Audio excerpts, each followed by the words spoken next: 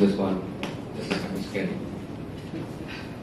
Okay, so we were talking about all the light topics till now. I'm going to talk about something which is serious, that is digital identity. And of course, if that is solved through some of the other means, using blockchain or using centralized systems, then you do not need to link your Aadhaar, right, to marriages, to exchanges, and to different places. Okay, so when we talk about identity, rather than speaking about digital identity, I will start from identity. So identity was developed with the evolution of Homo sapiens.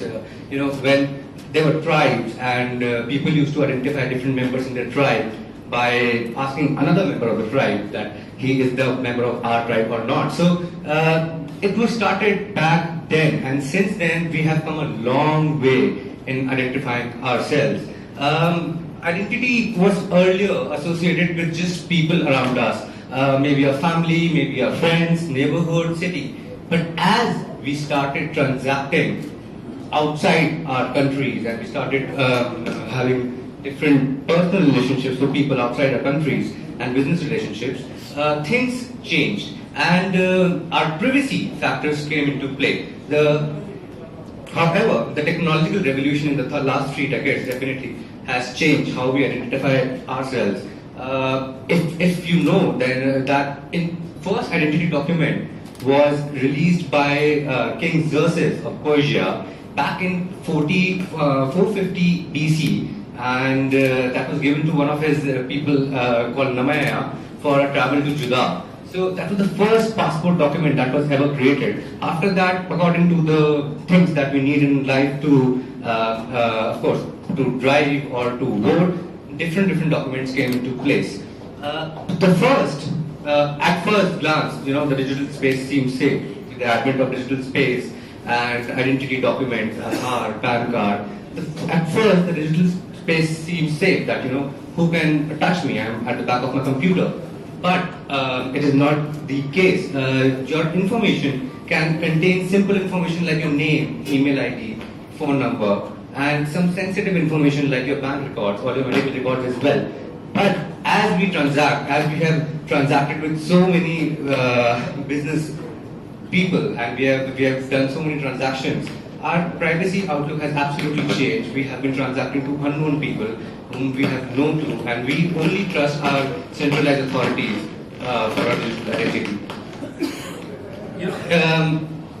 During this, in fact, when you share all the identity in different random websites, people have started developing intimate relationships and personal relationships on different websites, people you don't even know, and we have been sharing our information with them, as well as in business transactions. So with this, it's not just the random websites you give, or not just Tinder or Ola or Uber where you give your identity.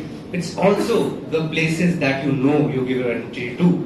You give your identity to Domino's while ordering a pizza. You give your identity to Vodafone while going in for a phone connection. So in a year, we use our digital identity in many different places. I can give you certain examples. My presentation is not there. During e-commerce checkout, you also give your identity when you're trying to prove yourself to a bartender that I'm 21 years of age or I'm 22 years of age. You have been giving identity everywhere.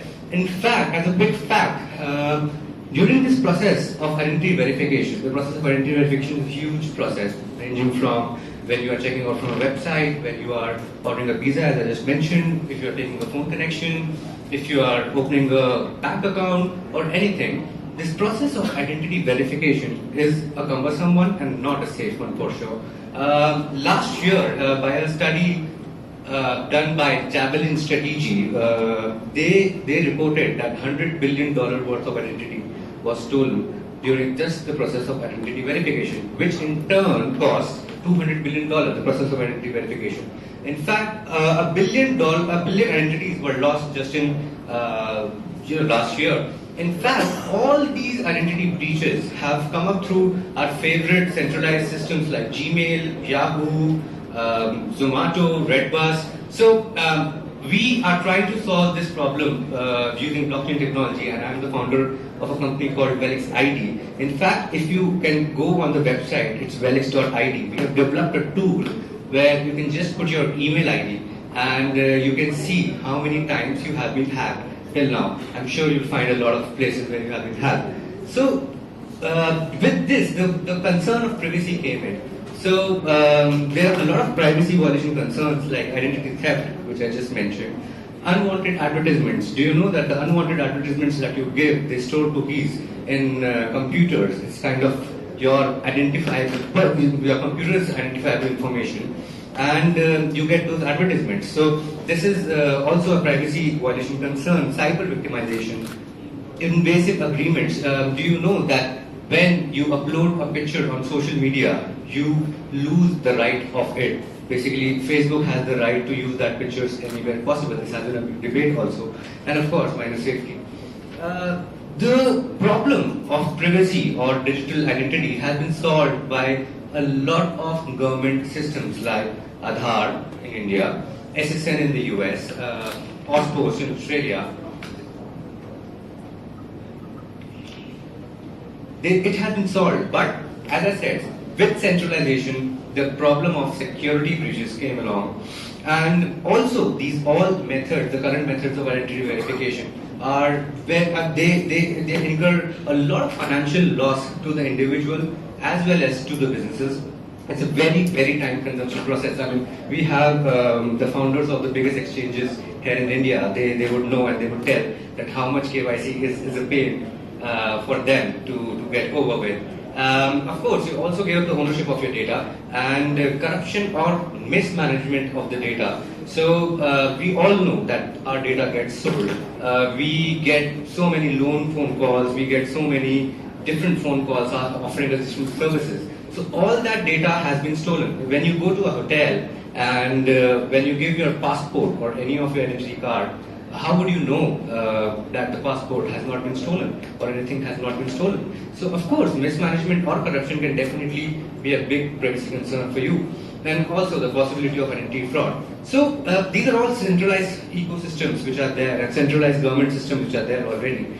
We at Velix.ID are working on a blockchain-based ecosystem which is decentralized, which is obscure, which is absolutely transparent, and which is in that system. Basically, we are trying to attest all your verifications on the blockchain.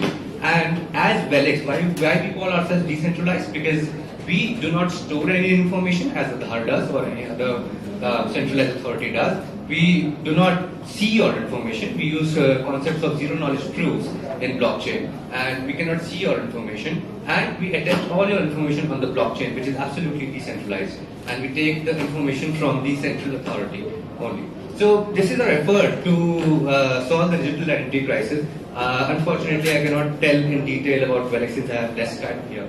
So, any questions? What's your opinion on civic.com? Sorry? What's your opinion on civic.com? Civic definitely is also trying to solve the same problem of digital identity. In fact, there are other blockchain startups also which are working on it. I would rather say it in this way that our fundamental vision is absolutely the same, though the approaches to to solve that problem is absolutely different. So, and also, I mean, if you, specifically for Civic, they are catering to a different target market. We are catering to the Indian market, which already has over 1 billion people here, and also half of our team is from Australia, where there is a crisis of digital identity.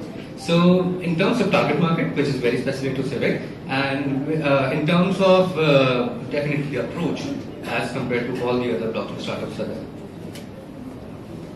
Which blockchain platform are you using?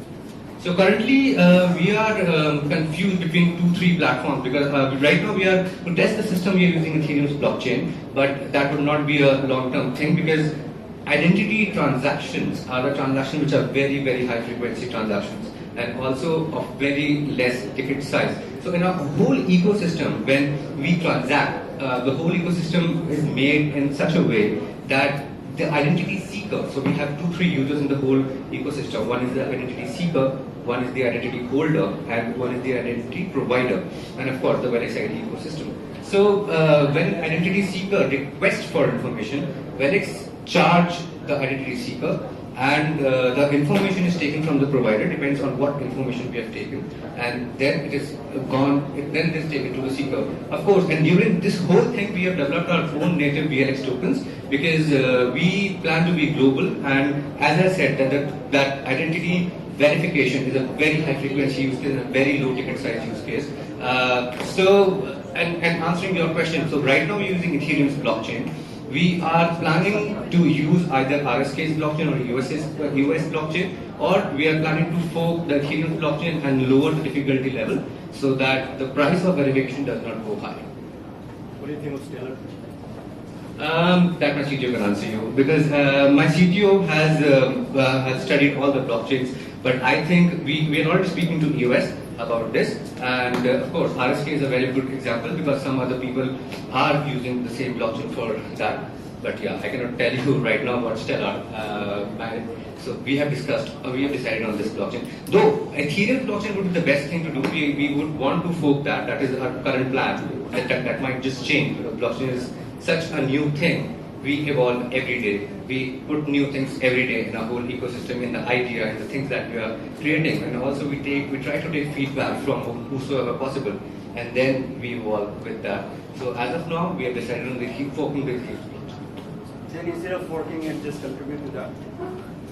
Yeah, instead of forking, just contribute to Ethereum itself? As I told you that we cannot continue with Ethereum because Ethereum's gas prices are really high, and as I just repeated, I just said that all the identity verification transactions cannot be of very high ticket value. We cannot charge our business partners $1,000 for a transaction, for an identity related transaction, and due to that, we do not use Ethereum because right now the gas price is high already with Ethereum, and it keeps on increasing, so it becomes unviable. It's low. Sorry? It's low. If you talk about blockchain is any which way a very slow database because it depends on what you're storing on blockchain and what you're storing on your nodes. So slow or fast is a debatable question, depends on what you exactly are storing on the blockchain. Any other questions, please? No? Thank you very much. We have someone who wants to ask. Can you pass the mic, please? Yeah, please. Can I come over there? Sure. If we can understand it.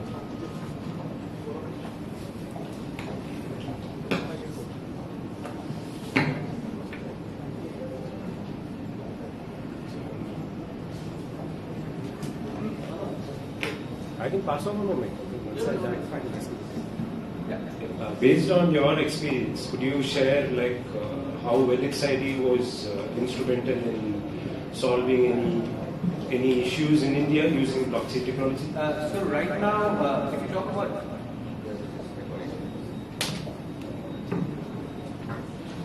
right now we are currently launching our product. Our basic prototype will be out by next week. We are having a token sale. We are having an ICO next month, and we are trying up with a lot of business partners. And since this question has come up, I would like to explain a little because this would solve a lot of questions with people. How do we do it? So I can just tell you like that in a simplest way. So we deal with PII, which is the personal identifiable information. And what we do is we divide the PII into 4 parts. That is level 0, level 1, level 2, and level 3. The level 0 we call the basic PII, in which we punch information like your name, email ID, address, and your phone number on the blockchain. We verify your phone number and your email ID by traditional means like sending you an OTP. Then on level 1, we call it verified PII, where we verify your address and your name using Aadhaar. So we have already applied for the KOA license, which is required for Aadhaar, and we are already in talks with the IT Ministry and Niti Aayog so that Aadhaar can come officially on board, but we have got a green signal from them. So here we do not compete Aadhaar, we do not compete any of the traditional government systems because it's in India. If you go to US, we would be using the same information to verify citizens using SSN. So that is a level 1. On level 2, we store information, non-changeable information like your passport number, like your driving license number. Please see, when I say store, we never store data as Velix. We only attest the verification on the blockchain. The data is always stored on the user's device, and that is why we call ourselves decentralized. Moreover, we are not vulnerable to attacks also because of that. So level 2, we punch informations like your passport, like your driving license, like your PAN number on the blockchain. And in the level 3, we punch informations like your medical records or your phone records or your bank records that can be punched by the banks on the blockchain. So right now we are at level 0. We are starting up with a level 0. The next week our product is launching, so which will also act as a proof of concept. So in future you can even do credit rating for me. Sorry, I didn't get you. So if you're doing all of that, in future you can even predict my credit rating for me, right? No, that's not on the plan. There are a lot of things we can do once we go on level 3. But we first of all want to solve the problem of, because we are enablers of identities.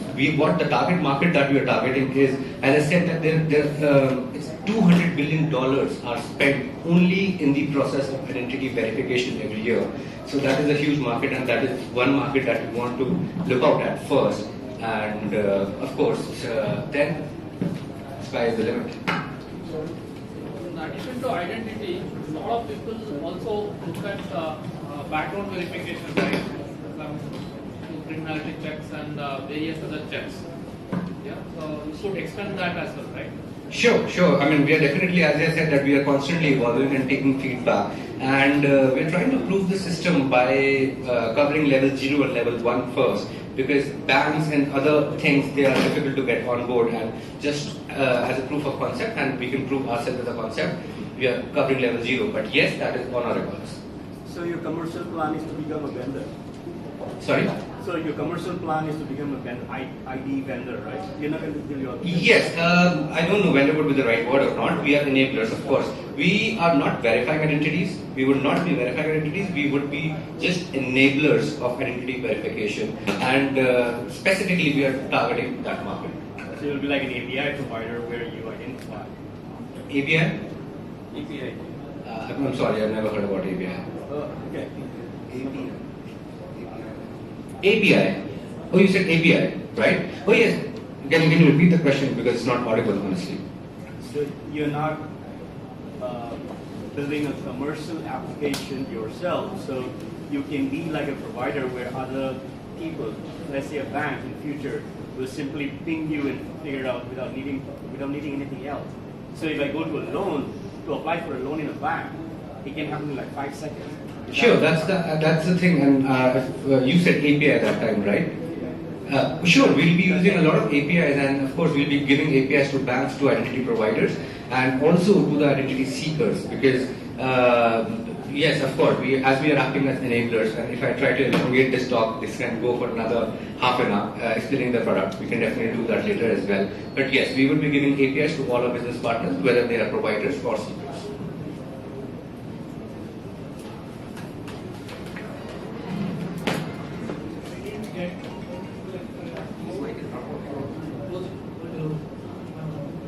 So I didn't get like how this whole protocol of the system is decentralized. We call ourselves decentralized because of 2-3 things. That one, we do not store any information. If you talk about Aadhaar, if you talk about any other centralized authority, they have all the information stored at a central server, which is also prone to hacking, which is also prone to security breaches, and there are so many security breaches happening everywhere.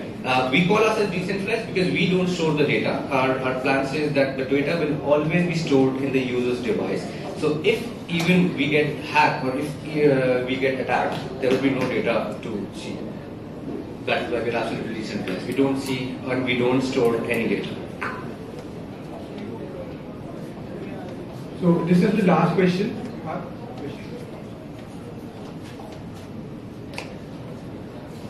As you said that you are storing it somewhere, this is centralized. No, I said the data would always be stored on the user's device. The attestation, the verification stamp will be put on the blockchain, which is a hash ID which you can't read.